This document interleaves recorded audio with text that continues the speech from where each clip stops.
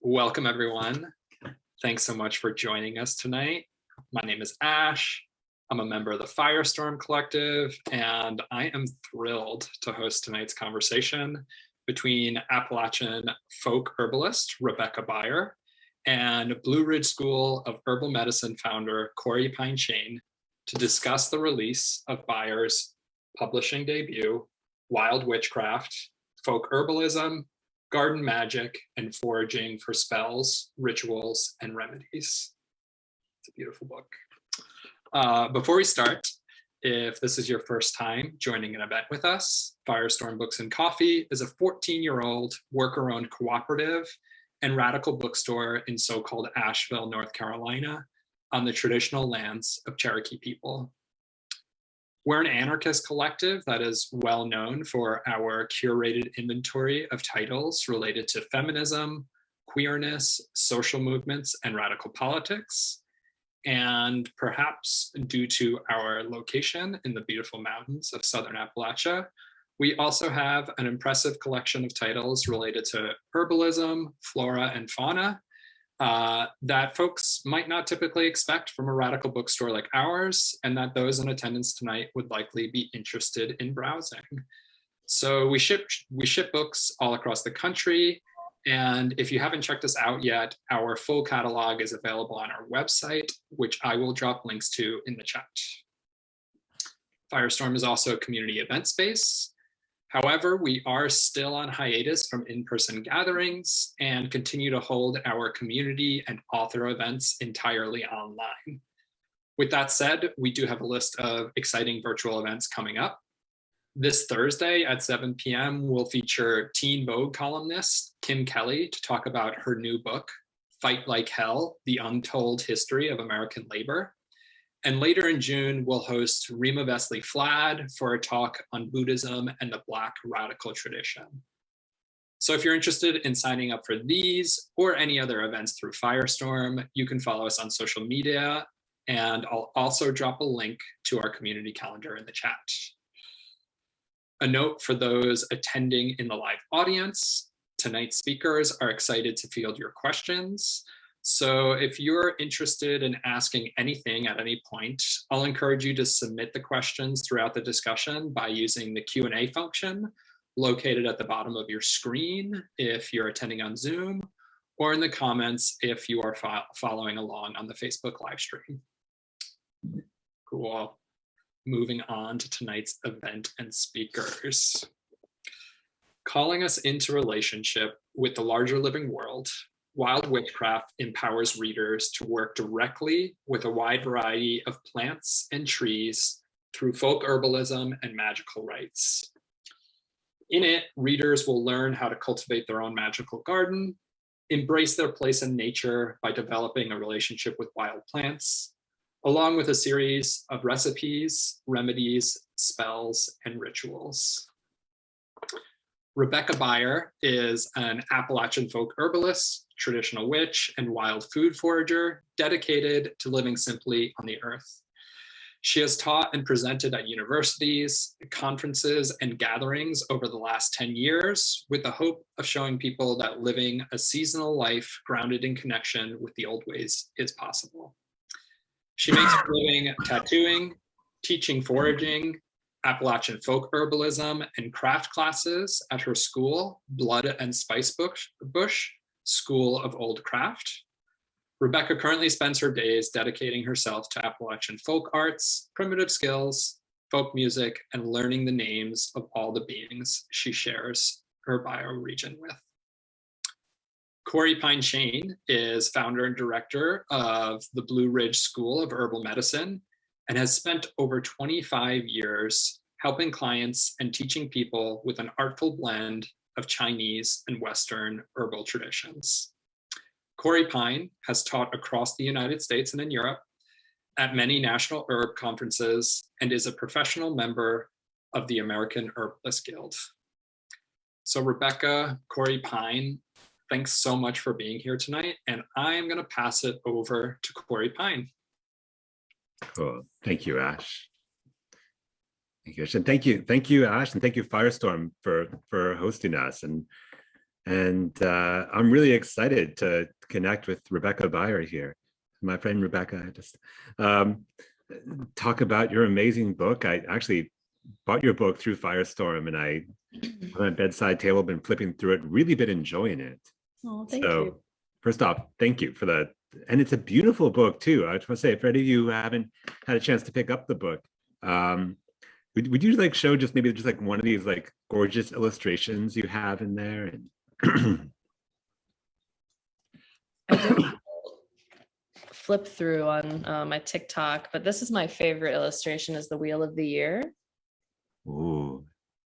The glare is a little hard to see, but it has all of the 8 holidays like Yule and Samhain and Imbolc, Ostara with little pictures next to it. And there's some beautiful plant pictures too. Oh, nice. And I think it's Kelly Louisa Judd did Swan Bones on Instagram as the artist. And she's amazing. I'm so grateful she did the art for the book. Nice. Because really like help support like what you're talking about. I love it. So I guess what I really want to ask too, and I really want to start with is like what inspired you to write this book? Like what got you started, and yeah, why this book? Yeah, well, my first real book was with Three Hands Press, and it was a book called Fever Tree, like a little chapbook on Appalachian folk remedies for fever, inspired by a part of a series called the Contagion series for the quarantine. And I really enjoyed writing that with Daniel Schulke, who's one of my big inspirations. And I've been writing articles and keeping notes for years. And so I didn't actually sit down and say, I want to write this book. I got an email one day from the editor, Natasha Iglesias, who I worked with to create this book. And she really, kind of was the spearhead of this project. And she said she found me on Instagram and was like, would you write a book? I was like, sure, I guess I'll write a book. And she was amazing. She provided me so much support and a real clear vision of what a book that was practical, whimsical, and had hands-on, aspects to it could look like. And I think without that, it would have been hard to envision. So yeah, I guess that's kind of the not that cute story of why I wrote it. But I think while I was writing it, I got to explore a lot of like what I wanted to share. And there was like never anything that they were like, you can't say that or you can't share that. So I really appreciated that. Nice. And what is that? What is that you're like really excited to share? Like what's the like what do you like hope people will like get from this, or what do you hope like it inspires in others? I think one thing I felt so sad about 12 years ago when I moved here, I was so excited to join the Earth Skills community. And I was kind of shocked to find that I had a long practice of traditional witchcraft at that point, which is basically like European witchcraft, which to me as a European ancestored person feels like a recreation of what I imagine kind of my ancestors would get into, And I was surprised that people were into physical skills, but there was no context for why do them. And like, do we connect with our ancestors? Are we culturally appropriating indigenous skills? Like there wasn't a lot of people talking about that stuff. And for me, what I want to provide in all my classes and in what I teach is like, I think of myself as a plant folklorist and ethnobotanist first. That's why I call myself a folk herbalist, because I actually don't have any herb school certificates myself. And I've studied things from a very academic and folkloric perspective. And I want to create basically a way to envision an integrated practice of herbalism through either one's own ancestral context or one's bioregional context of where we exactly live, while being mindful about what cultures we've gained knowledge from and giving, due diligence to that process. And yeah, being like a plant story keeper for me is what this book really gets me excited about, because I want the reason we know about different plants to be present while we're working with them. And seasonally for us to have ways to either magically or ritually or spiritually be like interacting with these plants in a culturally appropriate way. What that brings up for me too is like this, first off, plant story keeper. Love that. But I remember like in our, we had a conversation about like, well, how do you learn about this? Because like some of the stuff you present in the book is stuff I haven't heard from other sources. And I mean, I find it really fascinating just to like, something I think about a lot too, you know, is just how do we know what we know? Like, where do we get this information from? And so I'm curious, how did you find these stories? Like, yeah. That's a great question. I'm also curious, when you were working on your book too, like what were some of your biggest references? Because obviously you have 25 years of clinical practice to draw from aside from references. But for me, I'm a huge nerd. And when I got my master's in Appalachian studies, which let's be real, is like a super lucrative career, we all know, to get your master's in Appalachian studies. And being able to dig through old journals, I used the botany, the journal for the Society of Botany, of Economic Botany, the journal for the Society of Economic Botany all the time. And it has articles back to, I think, 1920 on useful plants. And that one, I'm a member of that journal. Like I subscribe to it, and I have and collect books. I have a gigantic library. And I go to libraries a lot, and I read facsimiles online a lot that are just photocopied out of print old books. So I spend a lot of time using Google Books and JSTOR and looking at old books with no indexes and just writing down. I have a Google Drive of like millions of little snippets of things. And that's my main way of like foraging the internet for information about plants. What about you? I know it's like a compulsion. I'm sure you understand. Oh yeah. Yeah. I've got files and folders, both physical and online, because you never know where you're going to find stuff or we're going to pick something up. And yeah.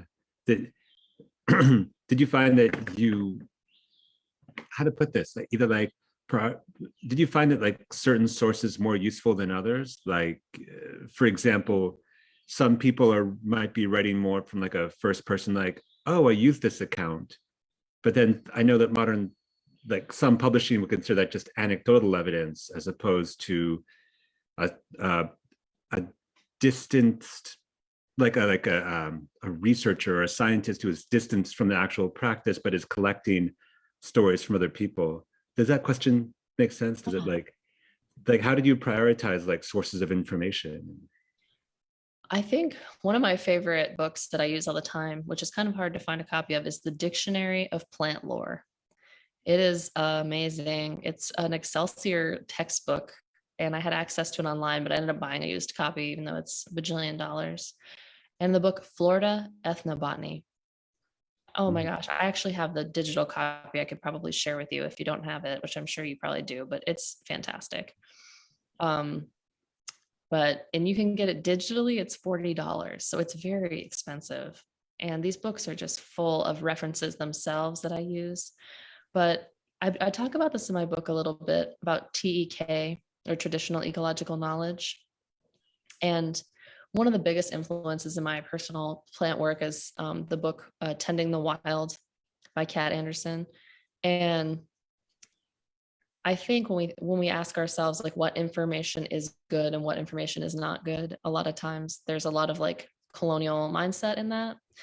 And if somebody's like, I use this plant for this and it worked for me, that has to be seen as like a type of information gathering that is not better or worse than I did this study with 20 people and this is what happened. They're both ways of gathering information, but they have different weight. And so in some of my research with herbs, a lot of it is from Tommy Bass, and he has tons of anecdotal stories from, he's a famous and one of my most favorite Southern herbalists from Alabama who died in the 90s and was a teacher of a lot of our friends and peers like Phyllis Light, who was beloved. And I think about his stories, and I always like, especially on uses of bioregional plants. I think those first person accounts are super valuable. And because I'm not a clinical herbalist, to me as a folklore gatherer, they're excellent. But I imagine you would probably use that information differently in like your practice or how you're reporting on the uses of a plant. And I think both are really important aspects of sifting through information in herbalism. Yeah, it's a good point. It's I mean, I'm a clinical herbalist. Like I see clients and I see how things work and don't work, but that's just also one aspect of experience. You know, I also kind of like do that kind of research you're talking about and try to find other people who have, well, I like to look at like the tradition of usage, how people traditionally use this, and then how is it being currently used by my peers, by like other people. And it's just interesting to kind of like test things out, and like it seems like some plants are kind of like have like a folkloric thing of like, oh yeah, we all know that this plant does this, but it's maybe it doesn't really work that great for that in clinical practice. And like some of the times the clinical herbalists know stuff, or there's been something that's been passed on from like person to person.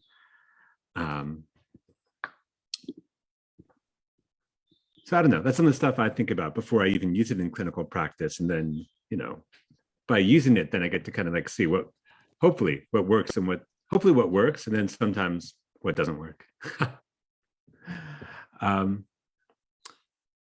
Cool. Did you get that question? Yeah, I got you. So there was like a question here too about, you know, how do you go about researching different usages? For example, the stem of plantain, the Plantago major. Mm-hmm. Yeah. So my first step is usually I get on Google Scholar or Google Books and I type as close as I can. You know how it goes. You have to reword your sentence like 15 times to try to get the best hits. And then I'll go from there to get references and then start digging into articles. Plantain is such an interesting one because I have been able to find stories about plants I never heard before. I think plantain's a great example. Like, have you heard of Caesar's cure for poison with plantain? Yeah. I want you to tell the story because it's such a good story. Yeah, I feel like people never talk about that. We think of plantain, especially Plantago major, as a European plant with only European folklore. But once that plant was brought to America and widely distributed and naturalized, it formed its own unique folklore amongst all the different communities in Appalachia. And in South Carolina, there was an enslaved man in the 1700s named Caesar, who used the roots of plantain combined with some other herbs, and he would boil them and apply them to rattlesnake bites. And he was wildly successful at treating people with pretty severe bite reactions. And he was so good at it that he was offered 100 pounds in gold if he would, and for his freedom from slavery, if he would teach this way. And I actually found the Gazetteer article. It's on my website. If you look up plantain on bloodandspicebush.com, there's a photo of the front page of that paper and it says Caesar's cure for poison on it. And I'm like, I never heard this before. Like, why doesn't anyone tell that story about plantain? We know why, because it's not a white story. But I think,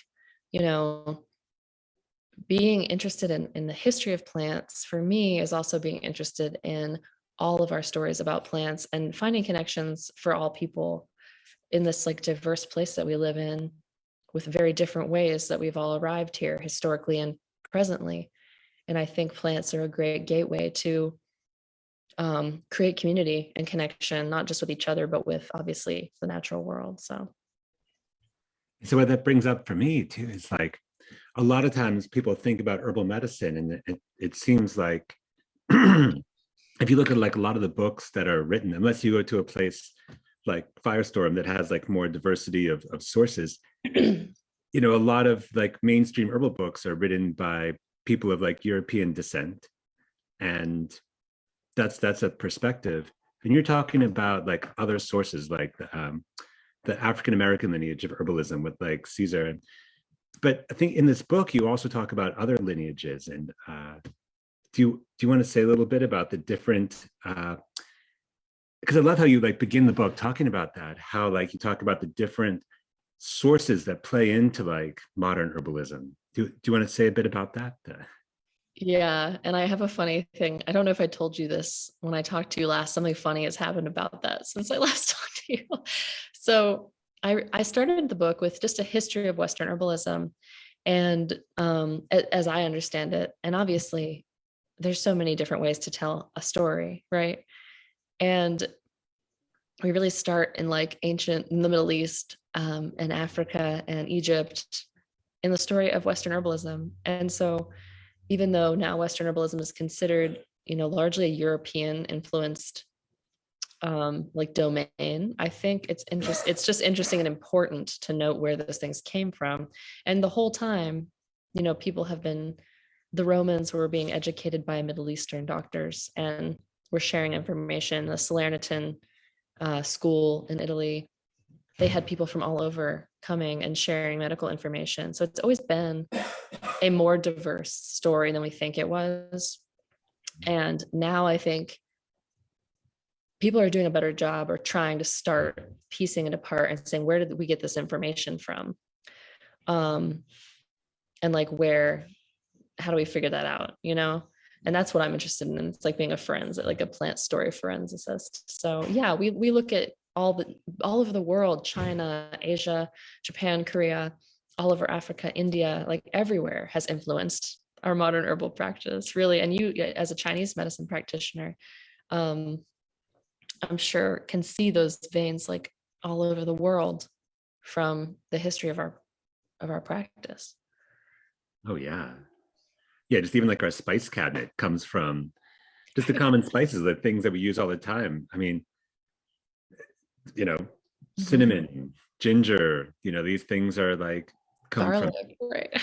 Yeah, garlic, Sri Lanka, India, China. I mean, even these herbs that we think of as Mediterranean herbs, well, sometimes we think of it as just the North Mediterranean, like France, Spain, Italy, but the Mediterranean is also Lebanon and Syria and Egypt, and like North Africa is also the Mediterranean and has a lot of these same plants. So it's kind of cool to kind of think about those connections too. I love that. I feel like in this time, there's so much pain and like deep wounding and like severe crimes against humans in general, and like marginalized peoples and their cultures, cultural theft. And I think when we do find those beautiful connections, I think about my friend from the Cherokee Nation who told me cedar as a burning herb is really important in the Cherokee Nation. And I was like, oh, that's amazing. Historically in Germany, before Christianity, cedar was very important. Burning herb there too, to rid spaces of disease causing spirits. And we were really bonding over that. Like, how cool is that both of our ancestors figured that out? And that's just what cedar meant to them. And I felt connected to that person in that moment, and we shared that, and it was really special. I just don't feel like you get that from just anything, Right. There's so many of those connections, like you were just saying with the spice cabinet. That's such a good way to look at it. It's like the spice cabinet of connection. But somebody wrote my first mean Amazon article review was written, and it said my book has too much white guilt and virtue signaling because I wrote the history of herbalism. And I was like, I was horrified. I may have done a terrible job, and I probably messed a lot of things up. I wasn't expecting that to be the criticism. And I was honestly thought it was pretty funny, but was sad that that's what that person took away from my book. And they were like, this should be a social studies book. And I was like, that seems like a compliment and not a 1-star review. It's a social studies book.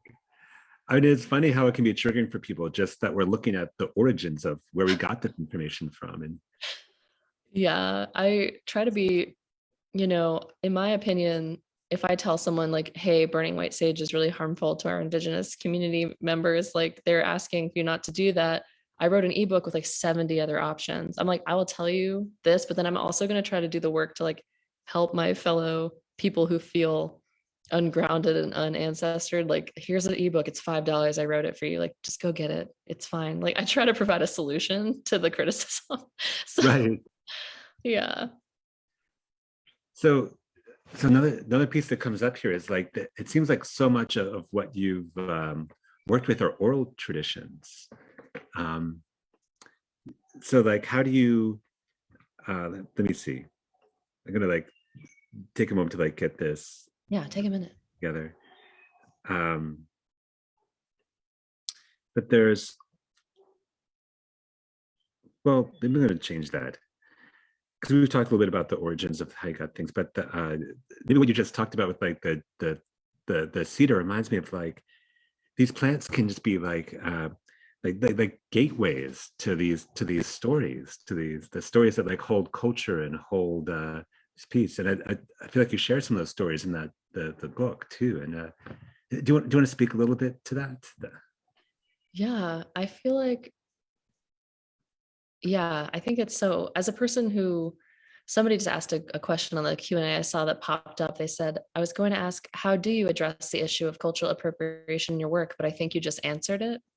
And I think that knowing the stories is part of that. And I don't really know the answer because I'm always learning more information about how to try to do that, because I'm sure I'm messing up frequently still, and like not, we've not got it all figured out yet. And oh, thank gosh, right? Because I make a lot of mistakes, but always trying to learn better. And I think by learning the stories of plants, we do a lot. One is we remember them and they don't get lost. Two is we create those connection spaces that you might not even know are possible. And three, I was thinking about, so I've started working on another book, and I was reading about peaches. I have been like low key wanting to cry every time I think about peaches recently. And I don't know if you're aware, where does the peach come from, right? China, right? Mm-hmm. And they were brought here by the Spanish in the, I think, 1700s. And indigenous folks were like, these are awesome. We love the peach. And they were saving seed and planting them from the pits. So they were non-clonally propagating them. And they grew huge orchards of peaches and cherries, especially up near Philadelphia. And I did not know this, but when I think about the like horrors of like colonialism, George Washington ordered them to cut down these gigantic peach orchards up by Philadelphia to punish two tribal groups that had joined the British in the Revolution. And he had them like raise this orchard to the ground. And apparently his soldiers were like, these are really nice fruit trees. Like what? Like they were really shocked. And that he was quoted saying something like, let them derive no sustenance like from this land for their crime or whatever. And I was just like, the story of the peach has just blown my mind, because I think of peaches as a very Southern thing, but they're not from here. They're from China, planted by the hands of indigenous people, and oh man, that is kind of a tangent, but I just think about things like that. And the history of why, like you were saying, the spices we just think of as whatever, or from here, or part of different traditions, they come from somewhere else. And there may be a strange, terrifying, wonderful, loving, hateful, whatever story behind it. And that's what I want to know. I feel like it's really important. So thanks for listening to my peach story. But I'm just, because we use that a lot in Appalachian folk medicine, the leaf tincture and the and things as a nervine, and it's really important medicine. But wow, mind blowing. Yeah. Kat says, thank you for telling that. Yeah, it really bugs me up a lot. And I think maybe even earlier than the 1700s. I remember like, because the Spanish were in the Southeast before the English and Irish and Scottish were. Like the Spanish came through here. 1560s, right?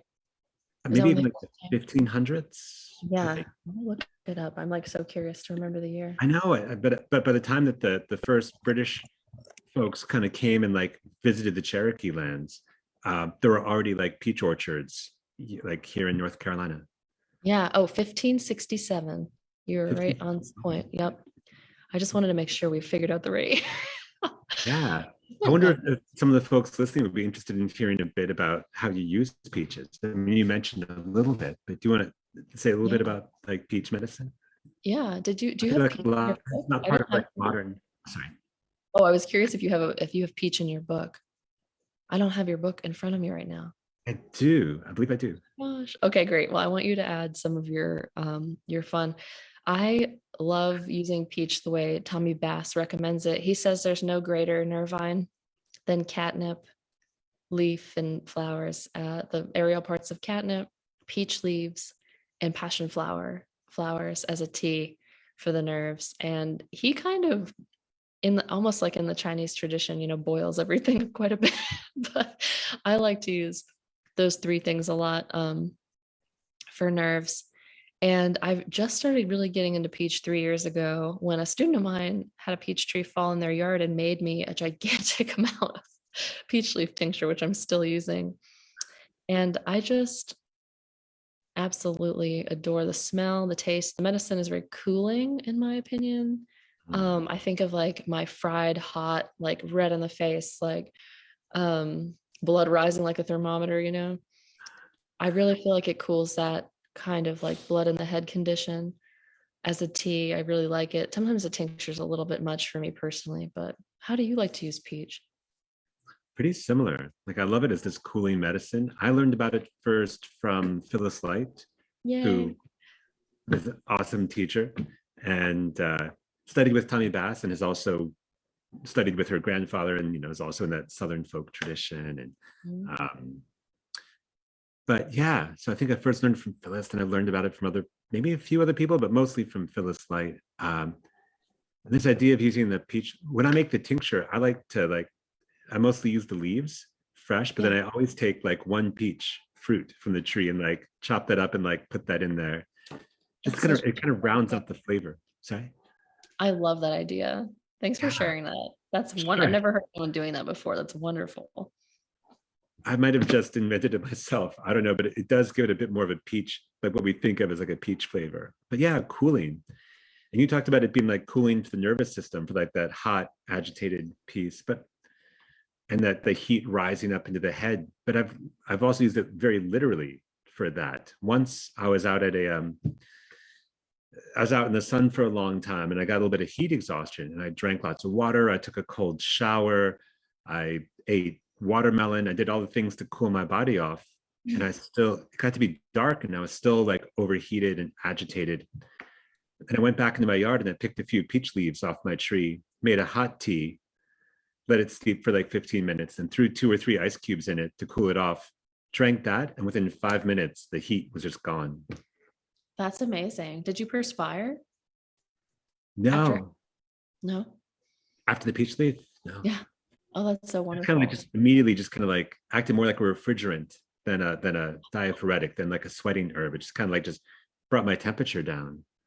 Yeah, I've never had the sweating with the peach, but someone else told me that happens, that they sweat a lot. And I was like, I've never had that personally from the tea. I just find it, refrigerant is the word, like sour leaf, similar kind of action to me. Right. Yeah, I love that so much. Oh man, I see somebody just wrote a really beautiful personal story about using peaches. Do you want to try read it? Do you want to read it? Oh, what would you read it for me? Sure. So Kat says, I'm an Afro-Latino with Seminole roots. My grandma used to boil one peach with a bunch of leaves and cinnamon sticks.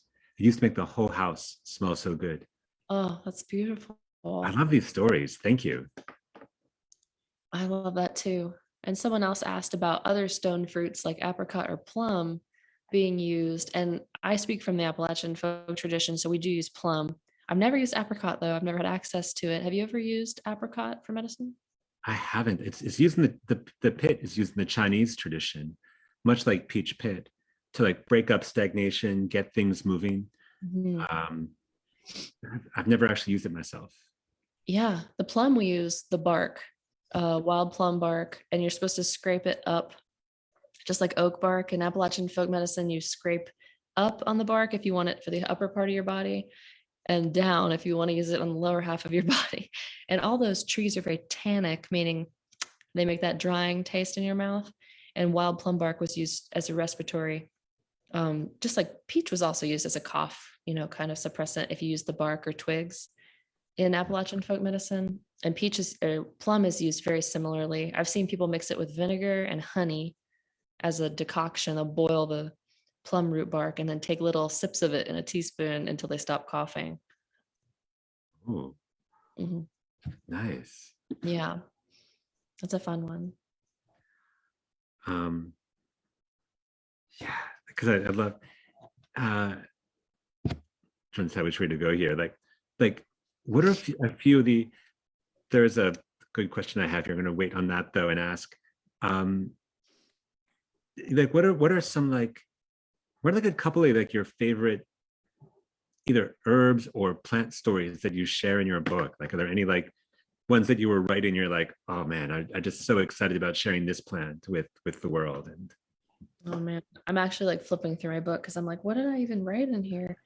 Oh, I think two of my favorite plants are mugwort and of course this one you'll like is pine. Obviously, the white pine, and honestly, I'm kind of in love with Virginia pine right now. I have just, oh my gosh, I feel like there's so much folklore about pine in general. Excuse me, and mugwort as well. And they're just so abundant where we live. It's like you always pretty much have access to these medicines, except in the dead of winter for mugwort. But it's easy to dry. And I think about pine tea. It was believed to be so healing to colds that just cutting the top of the pine tree and putting it under the bed was enough to cure a cold. Like you didn't even have to eat it or ingest it. Just magically, it would cure you by just hanging out in your room. And it was like an onion, in folklore. And I just love that so much.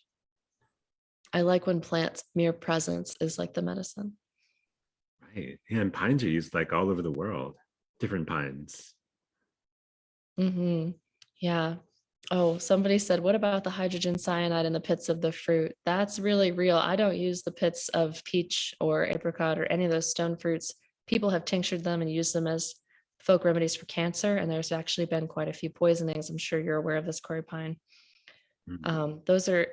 There's good medicine in there, but dosing it at home in like a folk tincture, I would never advise doing. And it's like that old saying, the dose makes the poison. Elderberries have cyanide in them too. And heat destroys, wet heat destroys cyanide, and specifically cooked long things. But I always take the pit. I don't do anything with the pits personally with those things. Yeah, me either. Oh, there you go. Bye-bye. It's all gone. And you do talk about some poisonous plants in there. Like I remember, like you have a beautiful piece about the Torah in there, Jimson weed. Oh yeah. Well, chapter poison path. Yeah. Oh, that was another criticism of my book. Someone said this should be a whole book of its own, the poison part. I was like, oh. I'll try to get on. I'll try to get on writing a poison book someday. But there's a couple really good ones already out. Suggestion.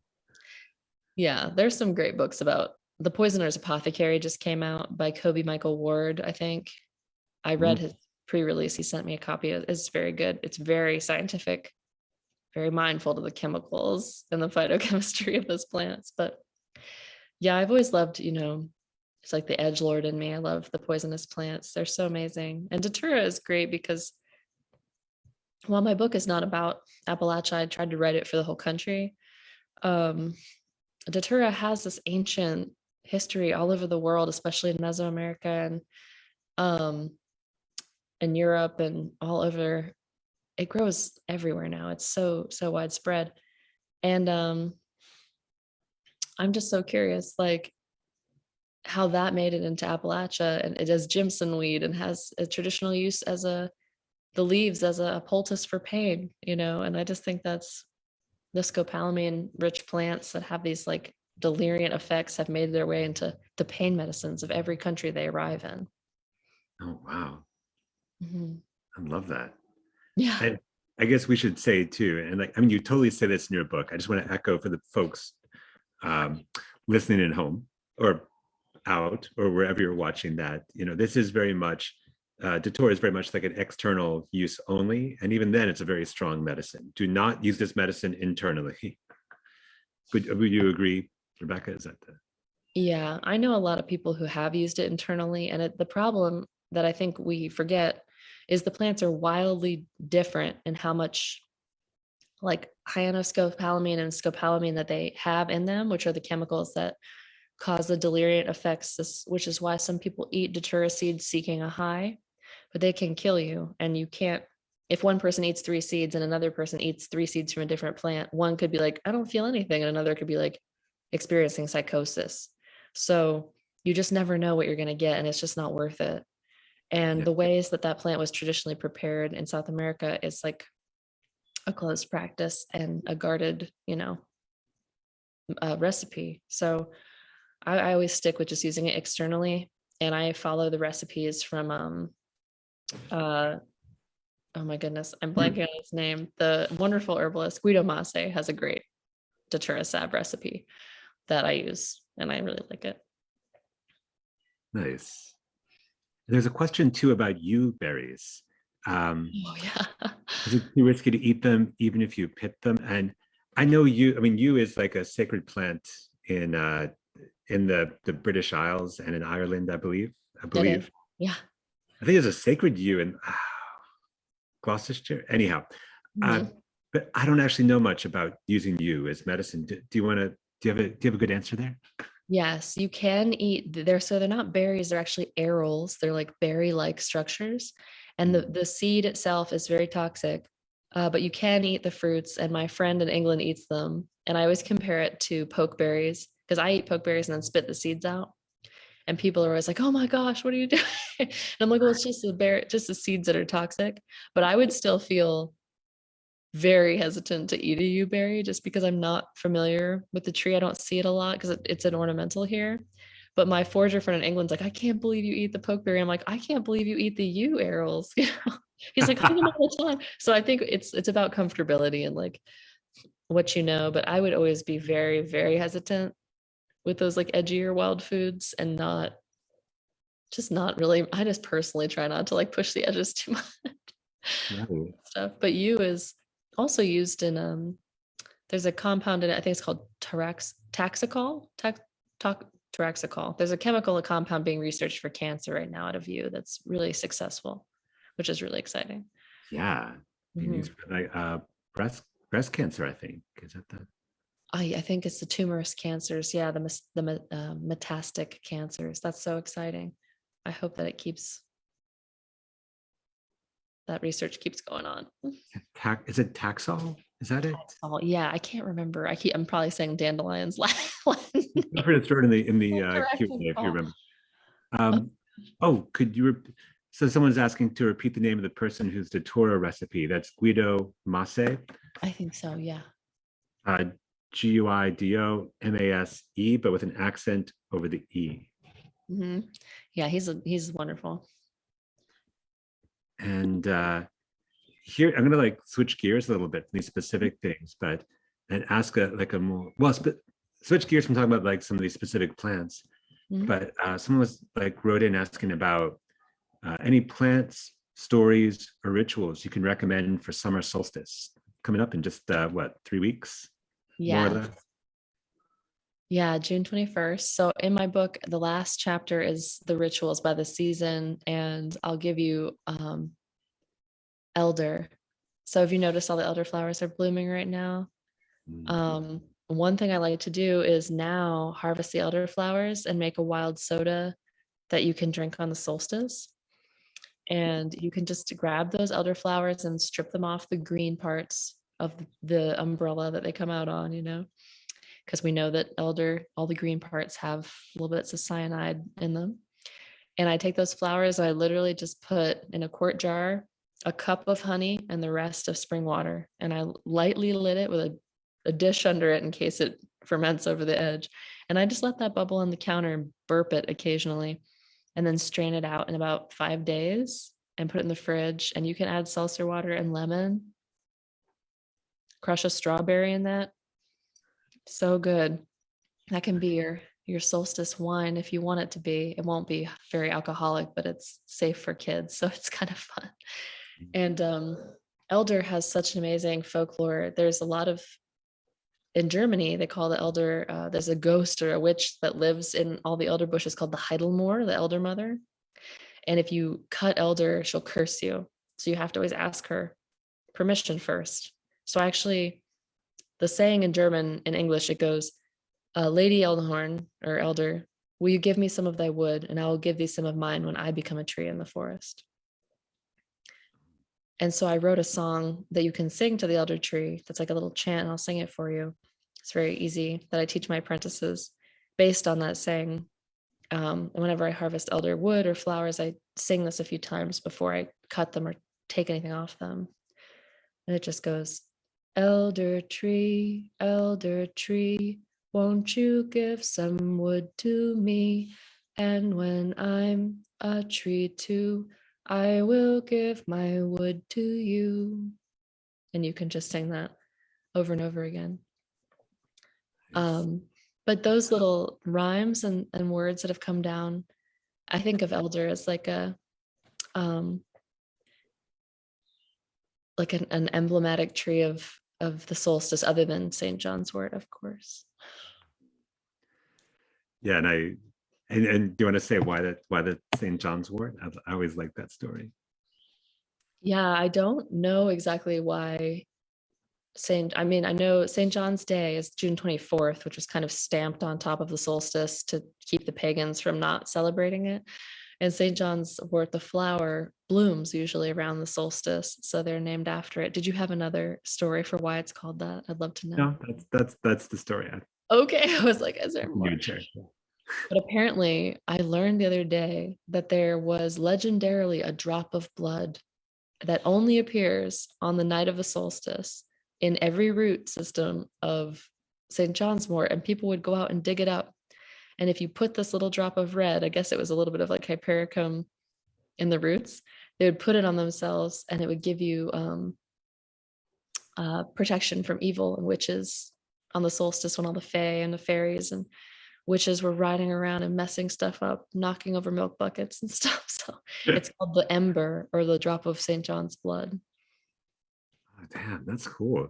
Yeah, I hadn't heard that before. Yeah, it's kind of a more obscure. Apparently, hawkweed is also believed to have the same little ember at solstice, another yellow flower. Right. Mm-hmm. Yeah, and even that botanical word hypericum comes from above the icon or above the picture. People used to have St. John's wort as protection, putting it like above their pictures of deities, whether that's like a Christian deity or a pre-Christian deity, just like in their houses. Oh yeah, they would make crowns with the St. John's wort and wear them, and then you would burn them at the end of the night, and it would like take all of the evil off of you. So you'd wear it up at top of you, above yourself, on your head. Isn't that cool?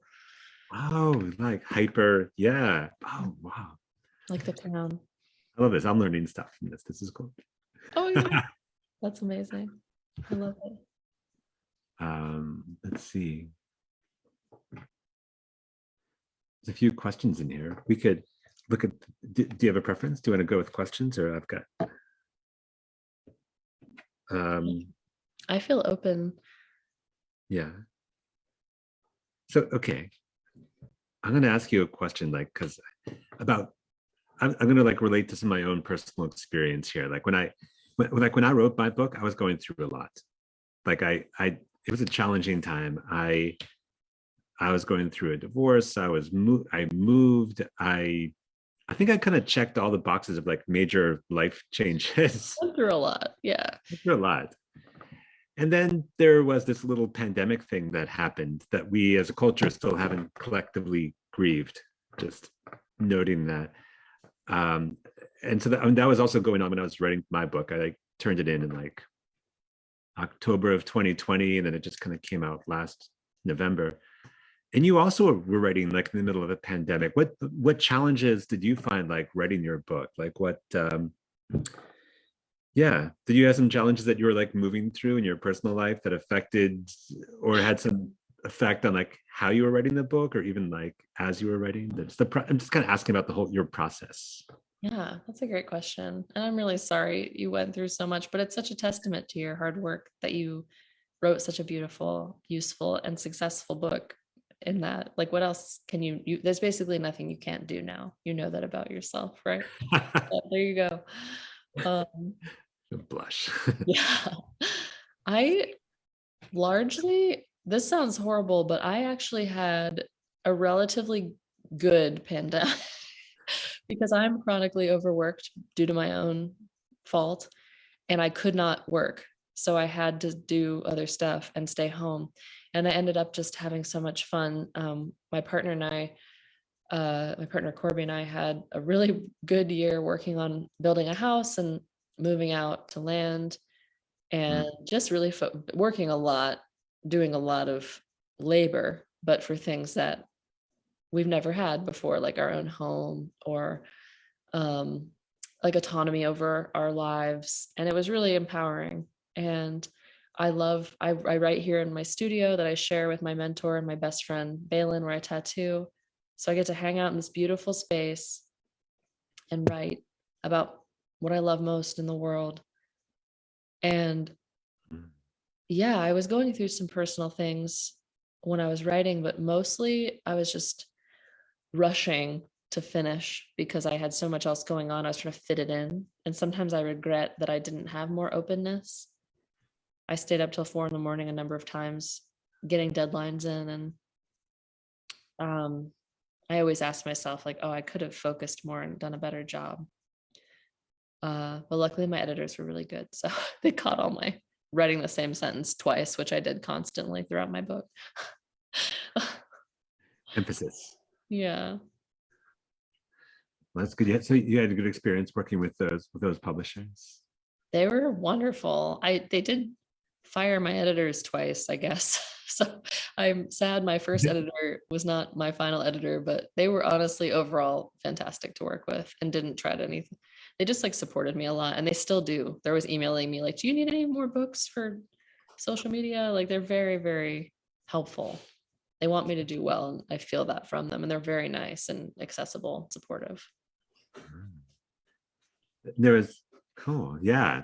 Thank you for that. It's just always interesting to see, like, because, we put so much of ourselves into our books. It's just interesting to like hear those stories behind the book or behind the writing. Yeah. Do you feel like it's evident in your book? Like, are there parts, because your book and mine are different in that I feel like your book is like, you could use your book as a textbook in herb school. Like it's very practical. It has, of course, your sense of humor like laced through it. But I feel like maybe it was good you didn't have to write a lot about like your personal life or things like that, because then you could focus on just like, okay, what do I want to share about peach leaf? Like what do I want to share about nettles? I wonder if that felt helpful for you when you were writing, or if that was like, maybe you wanted a space to kind of share your humanness in that as well. No, it's interesting because like there's a separation between like my personal life and my professional life. So I was able to be like, okay, here's my friends community I can connect with and talk about like what I'm going through. And then here's this piece where I can like also step away from that and connect with my passion about the plants and like see like, oh my God, I love spikenard. Let me talk about spikenard, like, and just let me talk about peaches. Let me talk about usnea and nettles and, like all these like beautiful plants. So That's amazing. and there's an interesting piece too. It's like, with COVID, there was just so much, and with everything else going on in the past couple of years, there's been so much challenging and so much about mortality and, like where our society is going, that it really made me think about like, oh, like what's like, what can I leave behind? Like, what's like, not, I mean, I don't mean that to sound morbid, but just this whole idea of like, yeah, like we're all going to pass away at some point. So what can I leave for future generations? And so that was a thought I had as I was like writing the book. That's amazing. Yeah, I'll never have children, and this is one of mine that I'll leave behind. So yeah, I like that. So, on a different note, there's like couple of questions. There's a lot of herb specific questions we have here, but I'm going to ask you about, do you run any, this question about like, for both of us, but I want to ask you first, like, do you run any online classes? And do you have another book lined up? I do have an online class out right now. And so my other nerdy passion is medieval herbalism, because I feel like as a witch, as a historian, and, or I should say like a hobby historian and folklorist, to me, medieval herbalism holds a lot of what Christianity tried to stamp out of pre-Christian European folk practice. And you can find it, especially in the Anglo-Saxons writing. So I've been focusing a lot on that. And I made a class on Hildegard von Bingen's herbs and the magic it contained therein, based on an article that I wrote a few years ago. And that's on my website. It has rolling entry. It's very simple, non-video based. It's all text-based online class. And I've been really surprised by how many people have taken it, because it's so specific, but I love it. And I'm working on some more. And I am working on another book, but I'm not allowed to say anything about it yet. But I'm working on one. So you're just gonna have to, like, you know, follow Blood and Spice Bush on Instagram if you want to hear more about that. Yeah, look at pictures of fish and plants. Yeah, a lot of fishing content right now. Oh yeah, that's right.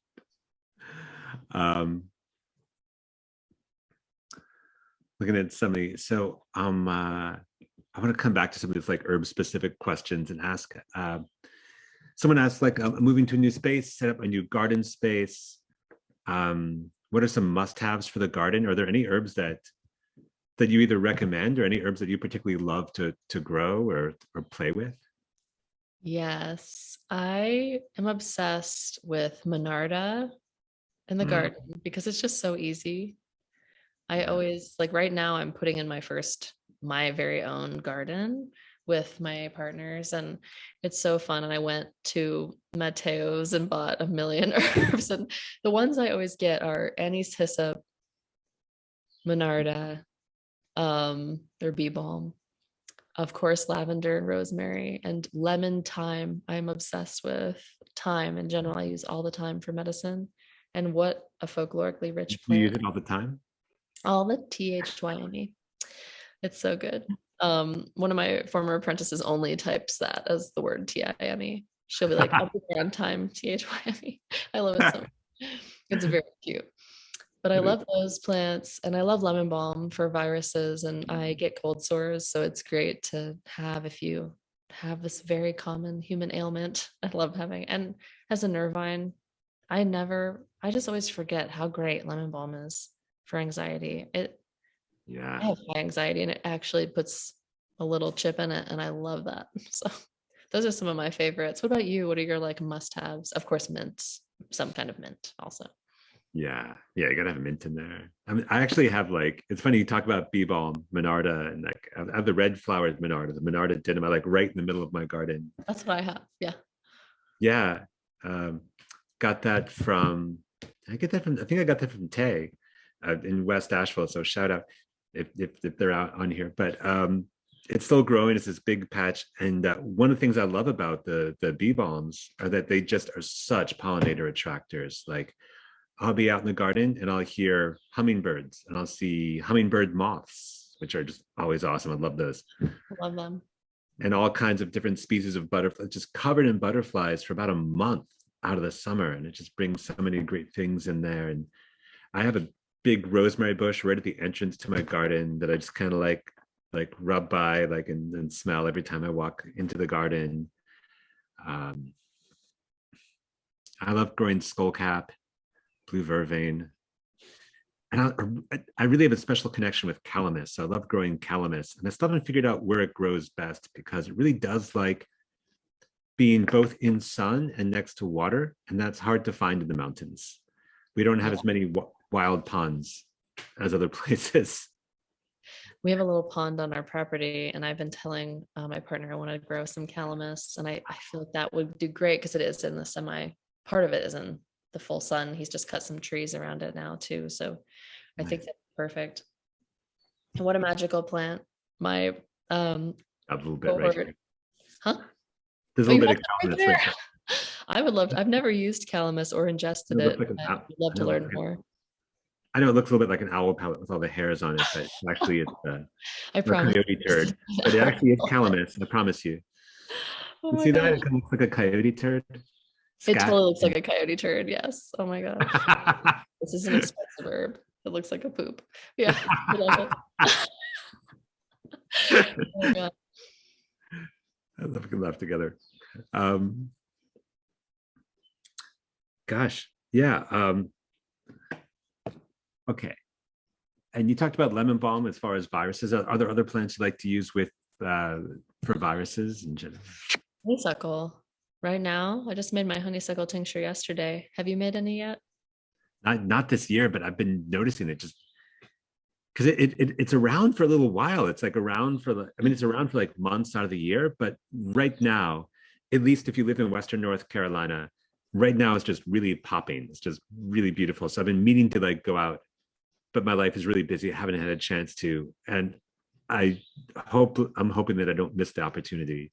Yeah, they're everywhere. But I love using, honestly, anytime I have a sore throat coming on and it feels like that hot sore throat, not like, Mm. it's like, I don't know how to describe it because I'm not, it's like a bog, like the boggier hot sore throat where there's a lot of phlegm, but it's kind of stuck and rattly. That's where I love honeysuckle tincture for viruses that cause that, and stuffy nose and sinus infections. And I just am obsessed with honeysuckle in general. I like to make like cool, like ice cubes with honeysuckle and just fun, the oxymel, the vinegar, honeysuckle extracts that are delicious with seltzer water for, cooling. Ooh. I'm just obsessed. Have you ever made that? It's so good. Oh, so I was like, I looked down at the question. You said like a honeysuckle elixir? Yeah, it's an Honeysuckle. oxymel. Just Oh, oxy. yeah, 1 part vinegar, 1 part honey, just over the honeysuckle flowers, leave it in there for 2 weeks and strain it out. And then I put like a splash of that in seltzer water with some lemon, and it's amazing. So good. Nice. And I just use the flowers for the tincture, and the buds, the opening buds, that's the best part for the tincture. I agree. I always try to get them like as young as possible, just like right when they're like just about to pop is ideal. Yeah, that's what I was always taught. Mhm. Um, there's a question too about the chemistry of the plants. Like, do you ever contact any schools? They're looking at the chemistry of the plants. Is there any way to work out some of the chemistry at home? I would recommend Lisa Ganora's work, right? The phytochemistry, herbal phytochemistry by Lisa Ganora. That's what I use when I'm reading. And also the medical herbalism book has a great intro to phytochemistry. Those are my favorite resources for that. I think I've got the, oh, well, it's over there. I'm sure you have both of those in your like right next to you. Exactly. Mine are somewhere. My library is still half packed up, but. And there's a new version. Lisa Ganora just put out like a new version of her book. I still have like the old edition. I have it like actually right here. Yeah. Should be showing off my book, but like the herbal constituent. Oh, there it is, herbal constituents. And it has part of an online thing too now, I think, right? Yeah, actually, I mean, even though I've been like making medicine for like a long time, I won't say a while, but like I still like took her like chemistry course. I still learn stuff. And oh yeah, I love learning about that because I have a degree in soil science and chemistry, biochemistry basically, and that's my first love. That was my undergraduate, was in agricultural science. I science. know that. Yeah, it's so interesting. Like I just want to acknowledge my preconception, like my judgment of like, since you like define yourself as a folk herbalist, I'm like, oh, you probably don't mess with chemistry. Oh no, I love chemistry. And people always laugh at me because I do rattle off chemistry names and they're like, what? I'm like, but I don't know like all my Latin names. I have like funny gaps in my knowledge.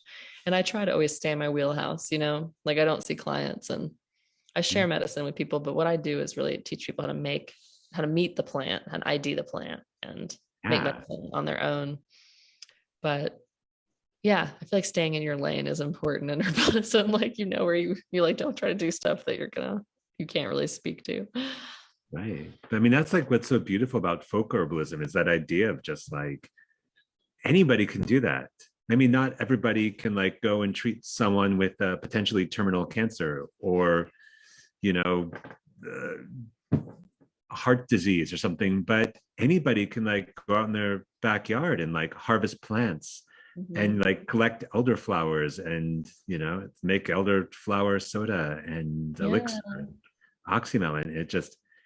It's direct, and it's something that our ancestors have done, like all of our ancestors, no matter like where you're from, our ancestors used plants. Yeah. I was reading I can't remember which book it was, but someone was saying, if you're alive today, it's because your ancestors knew how to use plants. Otherwise, they would have died before they were like, So true. So true. And somebody just asked a question that's really relevant to what you're talking about. They said, what's the best way to become certified in herbalism or botany? I see classes as ads on Facebook, but I don't know how legit they are. And you can go to CoreyPine School. That's one option. There's this great school. You might have heard of it. It's called the Blue Ridge School of Herbal Medicine. And you're kind of one of the last in-person schools in our area. Is that true? I'm trying to think of who else. Everyone's kind of going all online. In our area. Yeah, I know. I mean, Abbey Artemisia does some has a in-person Silo. Silo, yeah. But I know even like, yeah, I mean, a lot of places have gone online, and I've just decided to. Oh, thank you. It's in the it's in the chat box there, like the address. But yeah, like I've got a school.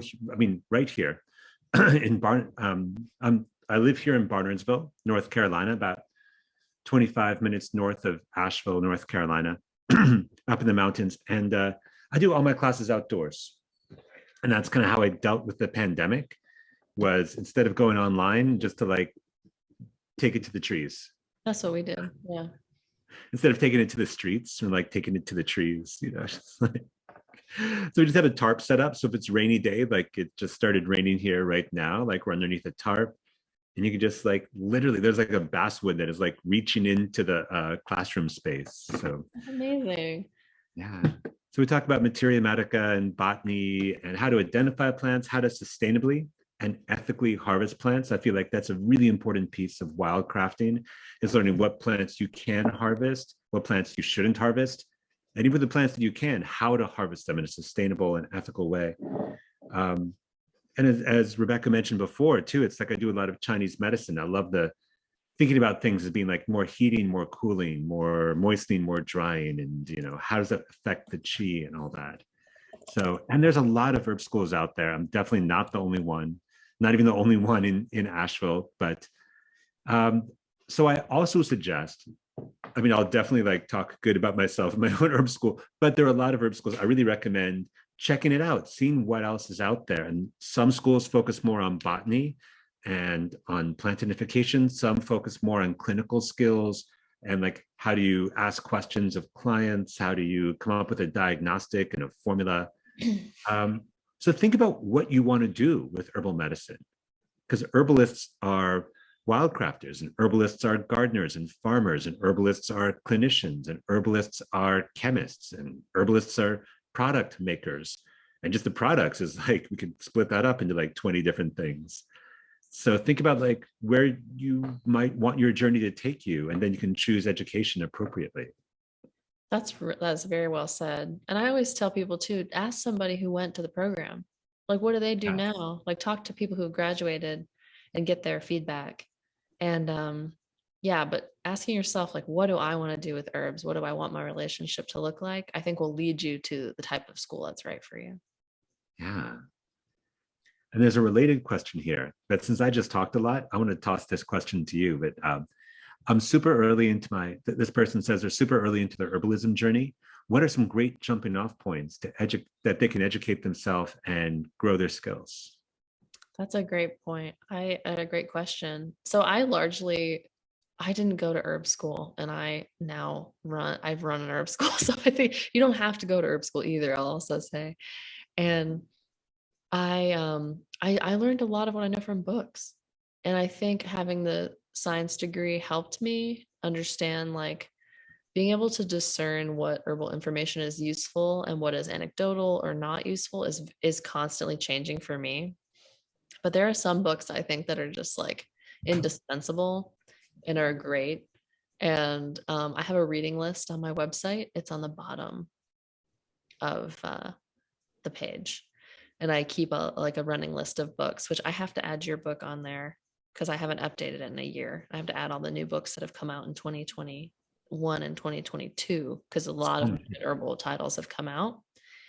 And yeah, there's just some books that are excellent. Like I love the medical herbalism book, and I love, David Hoffman's books, and like there's a lot of classic ones that we use in our teaching. And I think getting a good library started or borrowing them from the library is great if you don't want to drop a bunch of money. Things like that. And there's a lot of online resources. I love Learn Your Land with Adam Harriton. He's amazing at wildcrafting from a scientific perspective. And there's people like, what is she called? She Is of the Woods, has tons and tons and tons of free herbal videos. Joe Hollis has a YouTube channel now. So you can go to YouTube University for a lot of plant stuff too. But I always, just with herb stuff, I try to really double check stuff or triple check stuff. If one person is saying a use of an herb that's like, you've never heard it before, and that you understand that part of the herb is toxic, and they're saying you can do this thing with it, I would always try to get a few different opinions personally if you're doing self-study. Yeah. And I love all that answer. And I just want to add too, to like try these things, like try these things yourself. It's like, because the learning, like the books and the learning is like a great way to get started and to get that information. And then I look at like what you've done, Rebecca, and then just like think about and then you learn about valerian. Like, well, what is that like as a tea? What's it like as an oxymel? What's it like as a tincture? And don't start off making like 10 things into a tea, but try one at a time and like really get to know a few plants well. That's my love. Yeah. I think Rosemary Gladstar said that, like, I read this early in my like herbal career. It's like, don't try to know a little bit about 200 plants, know a lot about 10 or 20 plants. Yeah. The average Appalachian only knew 90 plants that practiced herbal medicine, like that was a yarb or herb person. So like the herbalists, they didn't know more than like 100 plants. And you think there's 4,000 species of plants in our region. And they were considered the best of the best. And I always tell people, you don't have to know I don't know every plant, and I never will, which is kind of nice. You can let go of that high expectation. I know. I love that you don't have to know everything. No, you can always look stuff up in books and ask your friends. It's like, fine. You don't have to know everything. I always tell people, you better start learning how to say, I don't know, if you want to teach herb stuff, because you just get asked questions you don't know the answers to, and you can't pretend to know. Right. There's things that are beyond us, and it's like, yeah. And it looks like we're right about at 8:15. And I don't want to keep you too long, and I just appreciate your time and energy. So I was wondering if you had anything else you really wanted to dig into, or anything we wanted to share before we answer the rest of the questions that we felt called to. That's a good idea. So I'm looking at this. I think I'm going to ask like one more question, but I want to try to like formulate this well, because like you're a folk herbalist. I'm kind of more of a clinical herbalist. And we can talk about the definitions of what that mean, what each of those mean. Yeah.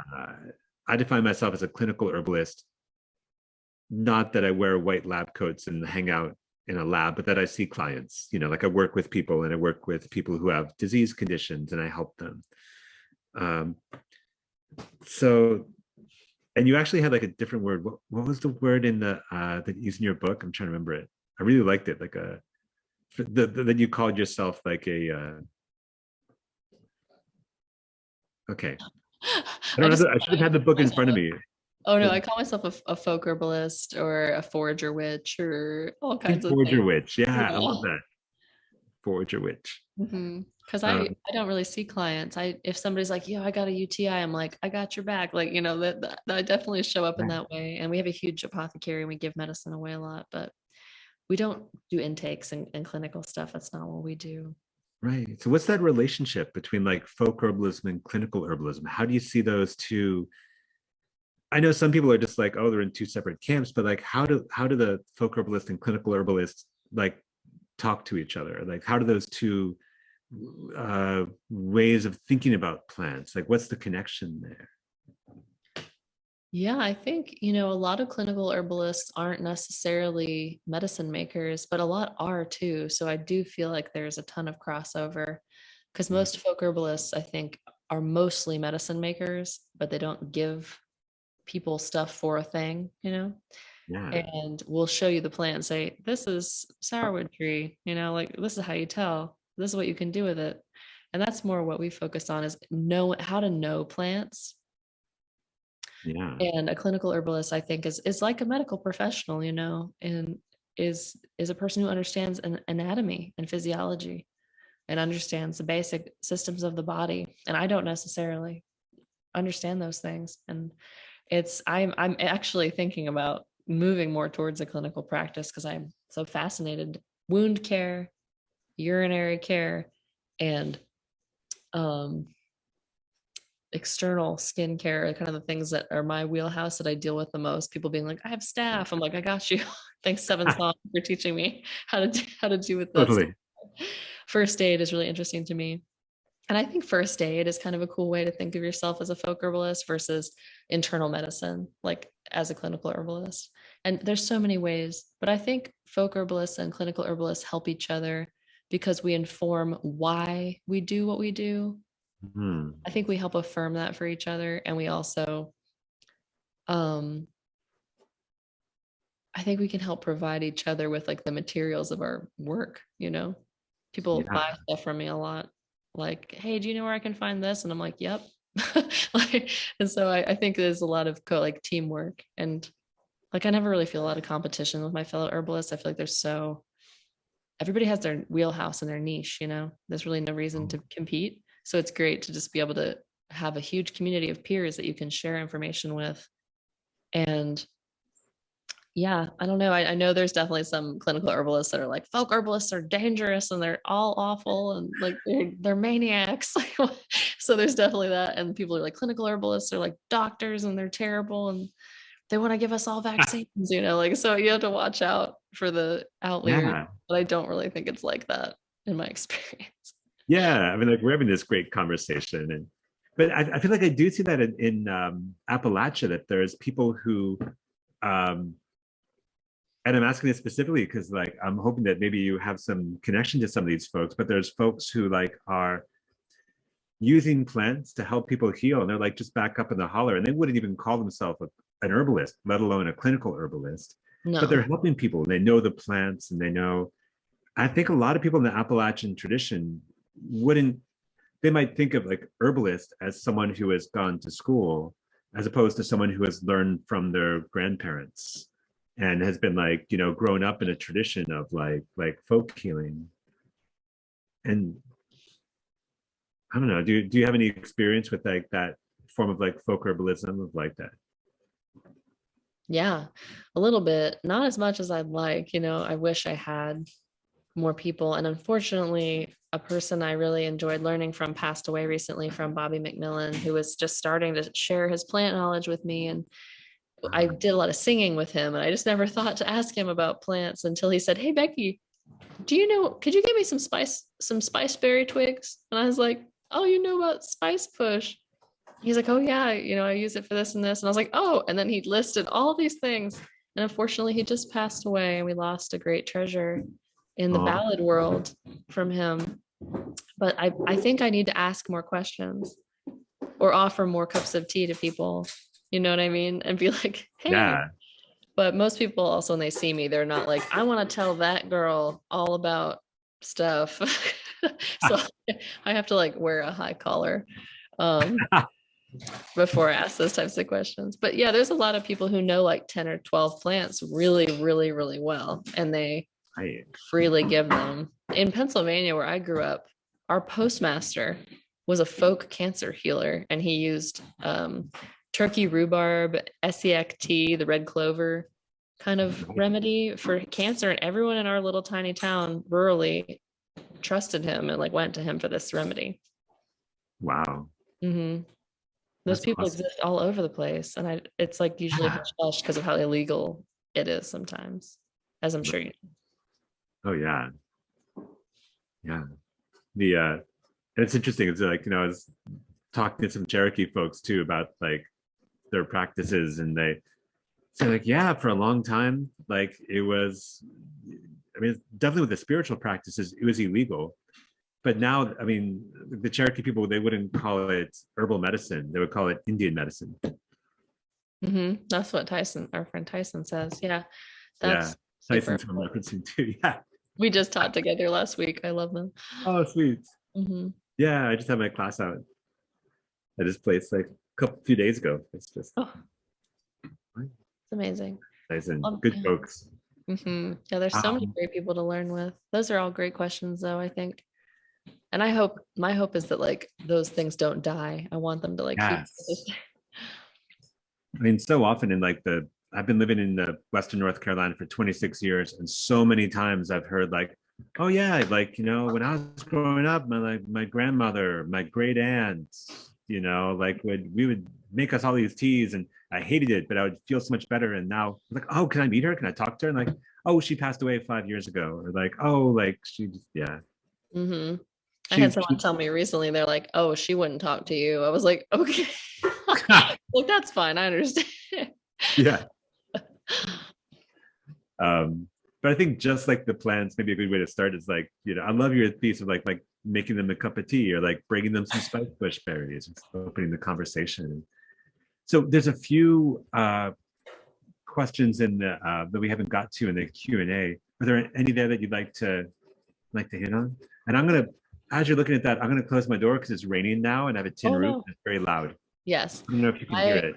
Yeah, I think I want to answer one last question. It was a great way for us to wrap up, and I'd love to get your opinion when you come back. It was from somebody says, what are some best practices for foraging?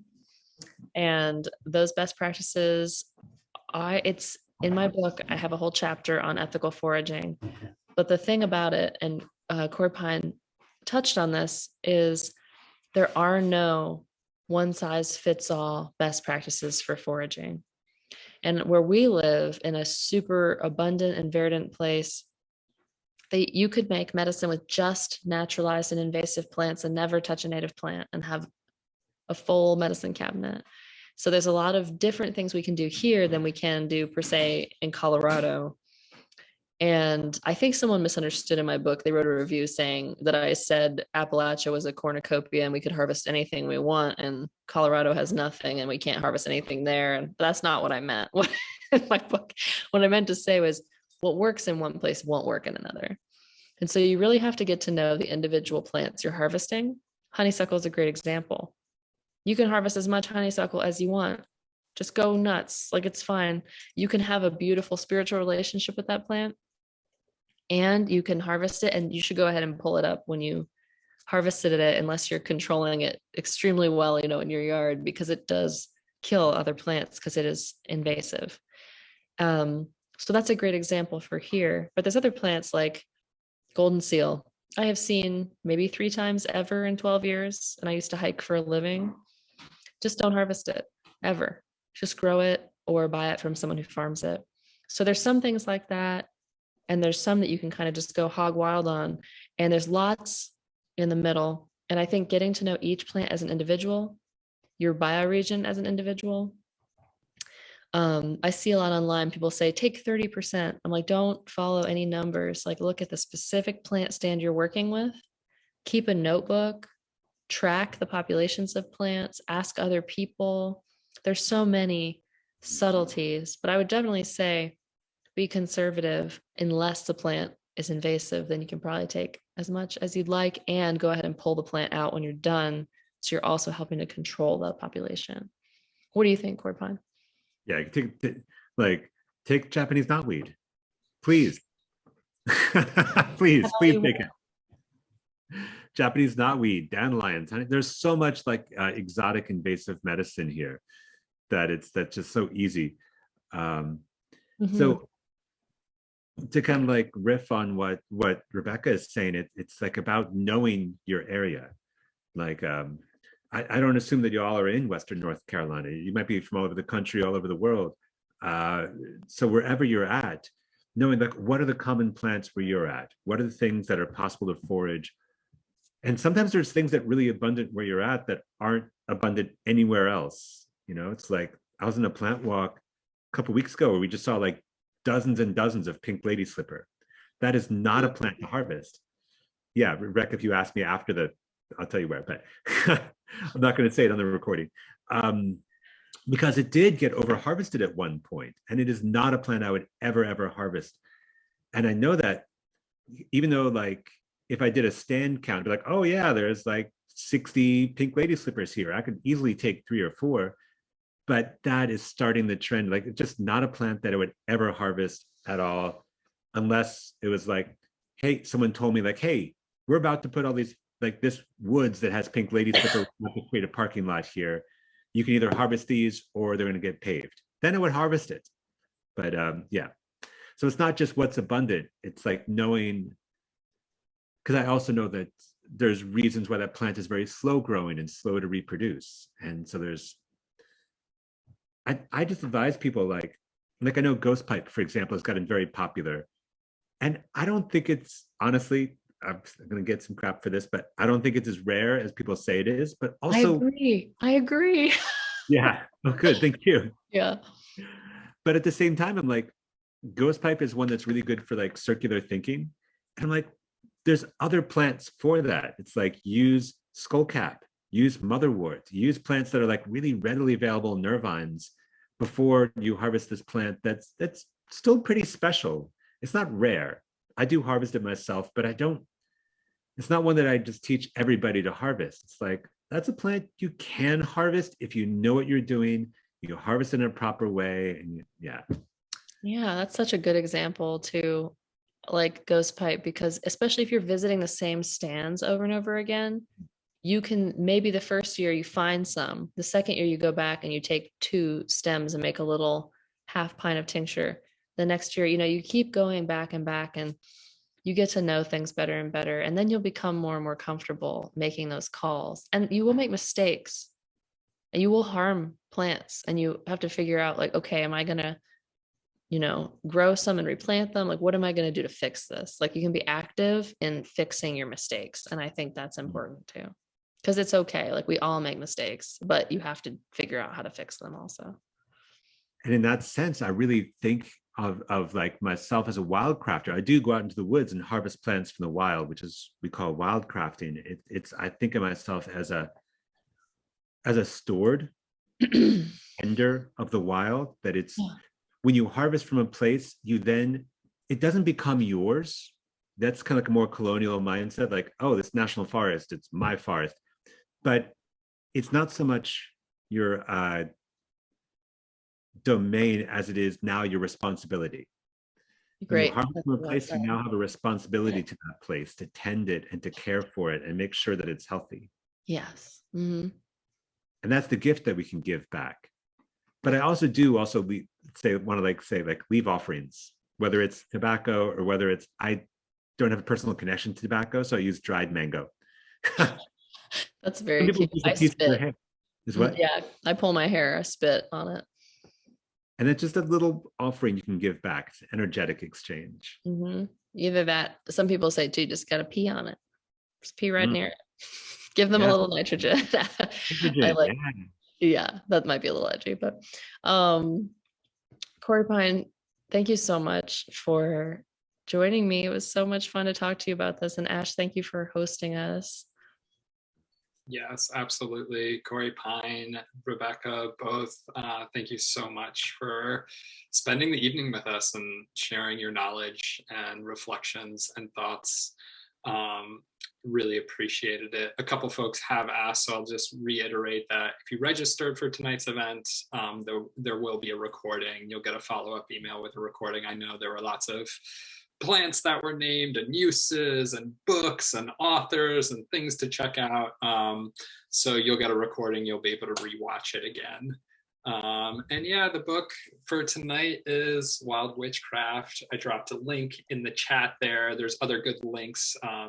One is to CoreyPine School, another to Rebecca's website, Blood and Spice Bush.